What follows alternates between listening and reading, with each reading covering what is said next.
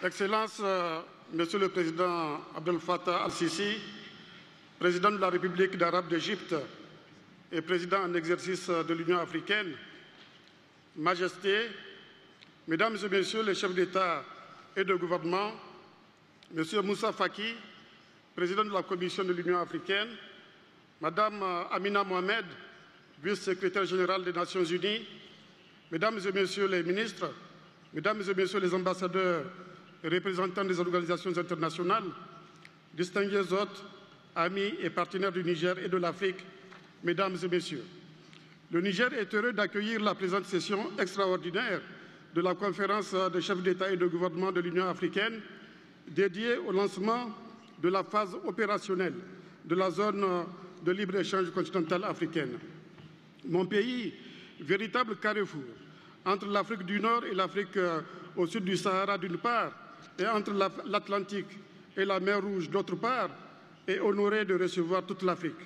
Cette position géographique privilégiée, du fait des contacts qu'elle autorise, a fait des Nigériens un peuple ouvert, hospitalier et particulièrement attaché aux valeurs du panafricanisme. C'est au nom de ce peuple enthousiaste que je souhaite à tous la chaleureuse bienvenue ici à Niamey. Mesdames et Messieurs, oui, le peuple nigérien est profondément attaché aux valeurs du panafricanisme. Il en est ainsi parce qu'il est convaincu que l'unité africaine est la seule voie qui permettra d'assurer la renaissance, la dignité et le progrès pour chacun de nos pays et pour l'ensemble du continent. Voilà pourquoi le Niger, représenté par son premier président, le président Diori Amani, fut en 1963 parmi les membres fondateurs de l'Organisation de l'Unité africaine OUA.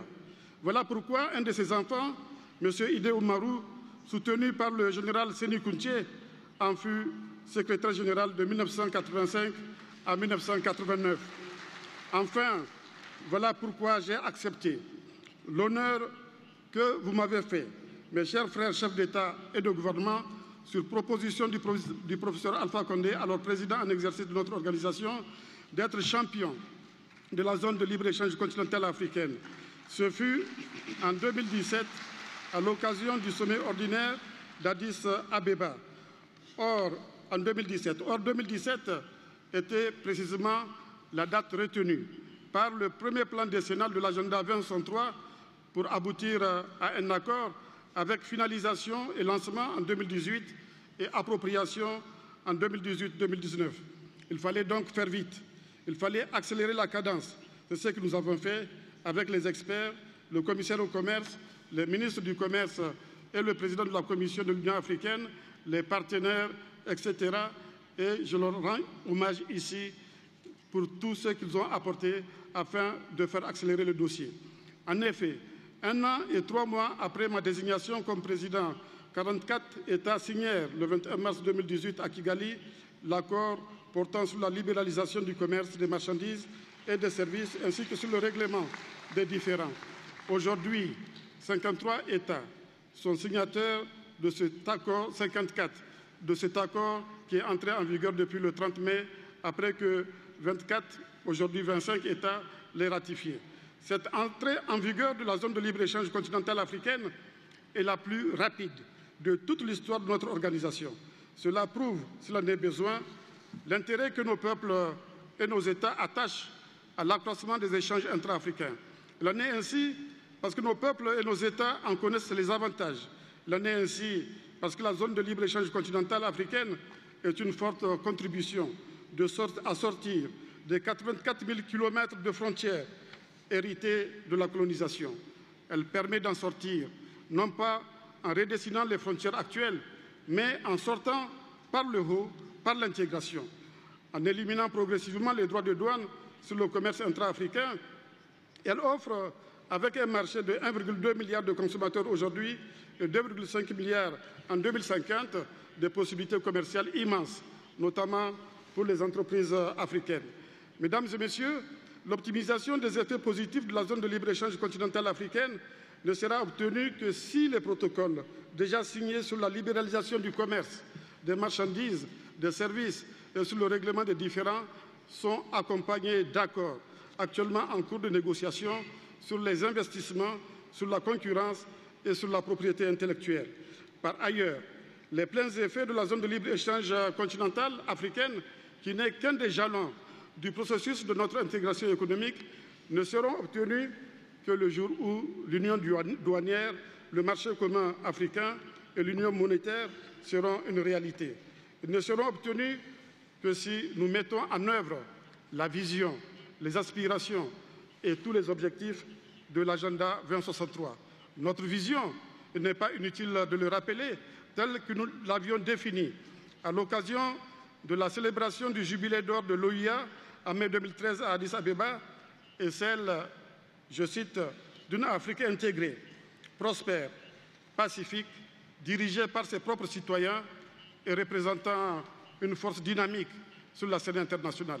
Cette vision est soutenue par les aspirations des peuples africains à la prospérité fondée sur une croissance inclusive et un développement durable, à l'intégration basée sur les idéaux du panafricanisme et de la renaissance de l'Afrique, à la bonne gouvernance, à l'état de droit, à la démocratie, au respect des droits de l'homme et à la justice, à la paix et à la sécurité, à l'affirmation d'une identité culturelle africaine, à l'autonomisation des femmes et des jeunes et enfin à la place que l'Afrique mérite dans le concert des nations. Cette vision et ces aspirations permettent de définir l'Afrique que nous voulons en 2063. Pour arriver à cette Afrique que désirent les Africains, nous avons convenu de mettre en œuvre des plans décennaux, dont le premier est le plan décennal 2013-2023. La zone de libre-échange continentale africaine, un des objectifs de ce premier plan, est désormais un acquis, obtenu à mi-parcours de son exécution.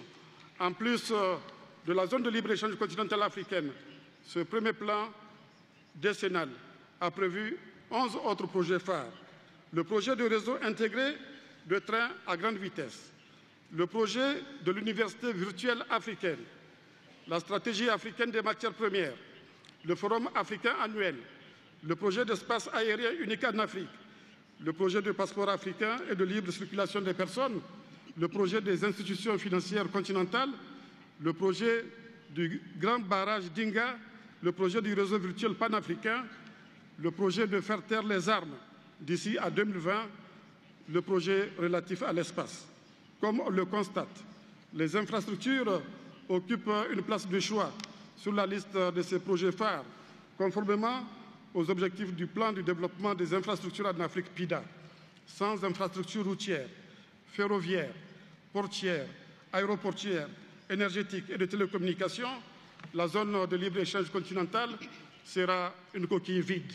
Il en est de même si nous ne mettons pas en œuvre le plan du développement industriel de l'Afrique, car pour l'instant, l'Afrique est malheureusement pauvre de ses matières premières et elle n'en sera riche que le jour où elle sera capable de les transformer en vue de contrôler le maximum de maillons des chaînes de valeur.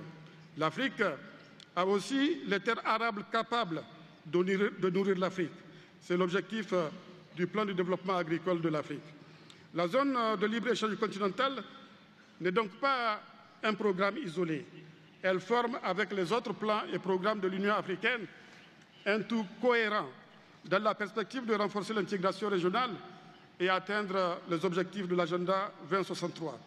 La réalisation de tous ces plans et programmes permettra d'élever le niveau des exportations intra-africaines, estimé à moins de 15% de l'ensemble des exportations africaines, alors que les exportations intra-africaines, intra-européennes, intra-asiatiques et intra-latino-américaines représentent respectivement 70%, 50% et 21%. Permettez-moi ici de rappeler la métaphore du roi Guézo de l'actuel Bénin, métaphore que nous aimions citer quand nous étions étudiants et que j'ai déjà eu à mentionner dans mon discours de Kigali au moment de la signature de l'accord de la zone de libre-échange continentale africaine. Je cite: « Si tous les enfants du pays venaient, par leurs mains assemblées, boucher les trous de la jarre percée, le pays serait sauvé. » L'entrée en vigueur de la zone de libre-échange continentale africaine nous permet de boucher un trou. La mise en œuvre de la vision, des aspirations et des objectifs de l'agenda 2063 nous permettra de boucher tous les trous de la jarre percée, d'exploiter à fond notre actif démographique en le transformant en dividende économique à travers la promotion de l'éducation, de la formation professionnelle et technique, de la santé et surtout à travers la création d'emplois, notamment pour les jeunes, ce qui nous permettra du coup de mettre fin au drame de la migration clandestine que nous connaissons aujourd'hui. Mesdames et messieurs, l'agenda 2063 est une mise à l'échelle continentale de ce que nous faisons au niveau régional et national. S'agissant du Niger, par exemple, le programme de renaissance que nous mettons en œuvre depuis 2011 s'aligne avec bonheur sur cet agenda. Ces priorités en recoupent les aspirations, qu'il s'agisse de la renaissance culturelle, de la consolidation des institutions démocratiques, de la sécurité, des infrastructures, de l'initiative 3N, les Nigériens nourrissent les Nigériens, de l'accès à l'éducation, à la formation professionnelle et technique, à la santé, à l'eau et à l'assainissement ou de la création d'emplois, notamment pour les jeunes. Grâce à la mise en œuvre de ce programme, notre pays a connu une croissance moyenne annuelle de 6% entre 2011 et 2018.